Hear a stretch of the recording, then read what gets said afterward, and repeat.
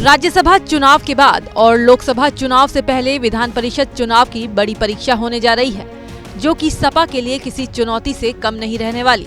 एक तो पहले से ही विधायकों में टूट-फूट और राज्यसभा चुनाव में हार का जख्म अभी भरा भी नहीं है। और अगर राज्यसभा चुनाव की तरह बीजेपी ने एमएलसी चुनाव में भी खेला कर दिया तो अखिलेश इसका तोड़ कैसे निकालेंगे।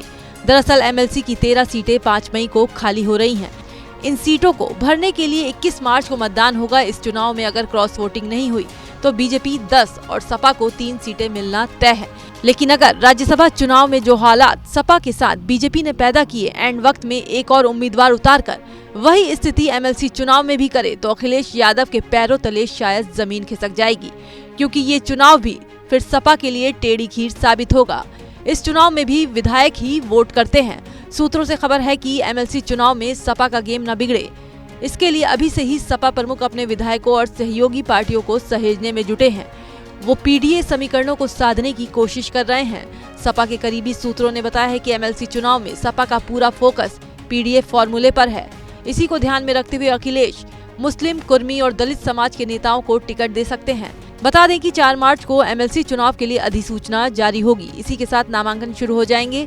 11 मार्च तक प्रत्याशी नामांकन दाखिल कर सकेंगे। 12 मार्च को नामांकन पत्रों की जांच होगी और 14 मार्च तक नाम वापस लिए जा सकते हैं। फिर 21 मार्च को वोट डाले जाएंगे और इसी दिन शाम 5 बजे से मतगणना शुरू होने के बाद नतीजे घोषित किए जाएंगे। समाजवादी पार्टी के लिए एमएलसी चुनाव भी किसी खतरे की घंटी से कम नहीं है, क्योंकि अगर ये बात सच साबित हुई और बीजेपी ने 11वां प्रत्याशी उतार दिया, ऐसी स्थिति में क्रॉस वोटिंग हुई तो और कितने विधायक सपा को धोखा देंगे, ये सवाल बड़ा है। कहीं ऐसा ना हो लोकसभा चुनाव से पहले समाजवादी पार्टी पूरी तरह से बिखर जाए।